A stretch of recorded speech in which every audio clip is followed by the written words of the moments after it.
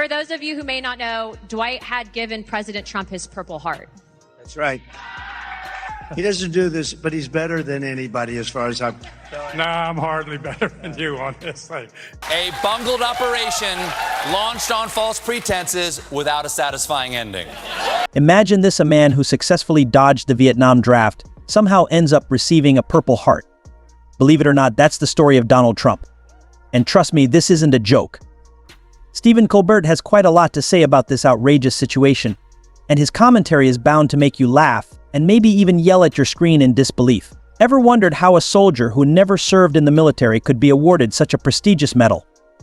The tale of Trump's remarkable transformation from draft dodger to a so-called decorated veteran is nothing short of jaw-dropping. Buckle up as we dive into Donnie's complicated military history, or lack thereof. Let's break it down 5 separate occasions where our orange friend managed to sidestep the draft during the Vietnam War. It seems that knowing the ins and outs of real estate was far more critical to him than serving his country. Out of those 5 instances, 4 were attributed to educational deferments, but it's the 5th excuse that really takes the cake. Trump claimed he had heel spurs. Yes, you heard that right. The same man who frequently boasts about his robust health suddenly had to bow out of military service because of some foot pain. It's almost like telling your boss you can't come in because your hair is having a bad day. Absurd, right? This development has given Stephen Colbert plenty of material to work with. He couldn't help but chuckle at the irony of it all. Imagine a man who struts around boasting about his fitness and vitality, using foot problems as a way to escape the call of duty. Colbert's comedic take on this hypocrisy will have you both laughing and shaking your head in disbelief. So let's unravel this convoluted saga further and see how it reflects on the man who would become the 45th president, leaving us questioning the validity of his military accolades and the integrity behind them. Engaging with Donald Trump can be compared to the Vietnam War. It often feels like a complicated operation launched under misleading pretenses, leaving many without a satisfying conclusion. The emotional toll involved can seem even more intense than those well-publicized bone spurs he claimed kept him from serving. However, this issue goes beyond Trump's personal choices. It highlights a systemic problem where marginalized individuals were sent to fight while privileged youth found ways to evade service. The late John McCain, a true war hero, called attention to this injustice. He stated, "One aspect of the conflict that I will never countenance is that we drafted the lowest income level of America, while the highest income level found a doctor to say they had a bone spur." McCain's remarks were a powerful critique of a system that allowed wealth to shield individuals from the burdens of war, while working-class Americans faced the reality of combat. While Trump and others like him enjoyed their comfortable lives in opulent New York penthouses, countless individuals from lower-income backgrounds were being sent to the jungles of Vietnam. It's akin to escaping a conflict with a free pass instead of simply passing go in a game. One might find themselves in a position of significant power, such as the presidency. Imagine a person who avoided military service as if it were something unpleasant, now flaunting a Purple Heart. It's reminiscent of awarding an Oscar to someone who has never appeared in a film. This irony reflects a broader conversation about privilege, accountability, and the disparities present within our society. More substantial than Trump's signature spray tan is the irony surrounding his claims about the military. But wait, things get even stranger. Trump has gone so far as to assert that he has always desired a Purple Heart. Really, Donald? You wished for a medal typically awarded to combat-wounded warriors, yet you couldn't tolerate a bit of discomfort in your heel? That's akin to claiming to be allergic to sweating while still hoping for an Olympic gold medal. This perspective is a betrayal of every veteran who has genuinely earned their Purple Heart, those who have suffered and sacrificed in real danger for their country. Yet here's Trump treating it like a participation trophy from a golf tournament. He professes his love for the military, but his actions tell a different story. What if I told you that he once mocked a distinguished military veteran for being captured? And that's just the tip of the iceberg. This pattern of behavior raises serious questions about his sincerity and respect for those who have served. The contrast between his words and actions highlights a troubling disconnect that many find hard to ignore. There's more to our orange friend's disdain for military service than just his signature spray tan. Do you remember how he mocked John McCain? In his characteristic fashion, Trump infamously stated, "He's a military hero because he was taken prisoner. I like those who weren't captured." Wow, Donnie. How could you belittle the immense sacrifice made by service members like McCain?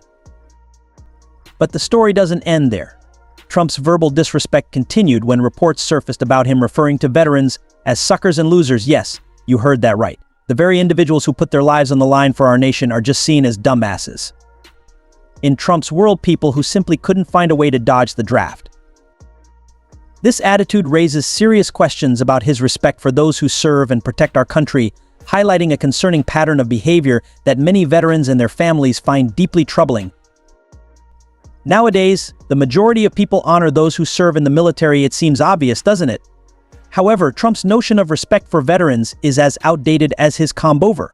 It's as if he's playing a bizarre game of how to offend veterans bingo. Get your MAGA hats ready, because things are about to get even stranger. In his boundless wisdom, Trump once compared military awards to the Presidential Medal of Freedom, claiming that the latter is far superior to the Medal of Honor. You know, the small medal awarded for bravery in battle? Not a huge deal, right? After being called out for such an absurd statement, Trump continued to dig himself deeper, suggesting that receiving the Congressional Medal of Honor is a painful experience while the Presidential Medal of Freedom is awarded for great success.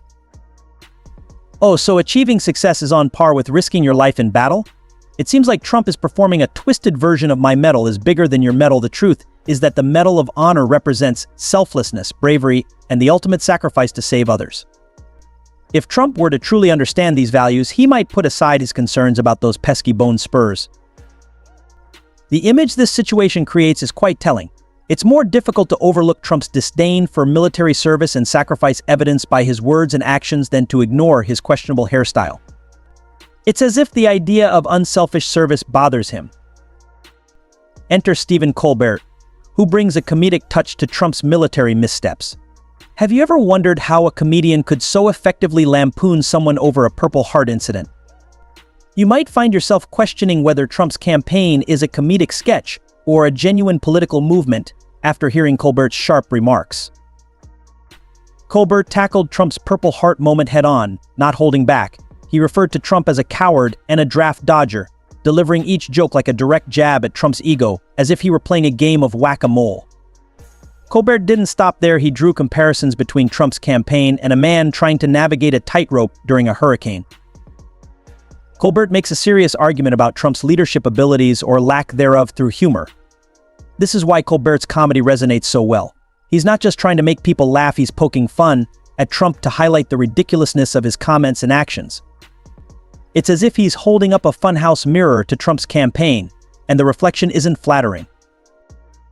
The issue with Colbert's jokes is that they are grounded in truth, which makes them all the more stinging.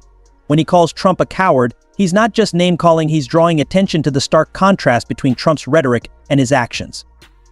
Colbert's humor reveals the real Trump beneath the bluster, emphasizing the gap between Trump's claims of loving the military and the reality of his conduct. In essence, Colbert seems to present a scorecard with Trump scoring a perfect 0 in the category of respecting the military. However, Colbert's humor goes beyond merely criticizing Trump, it also provokes thoughtful reflection within us.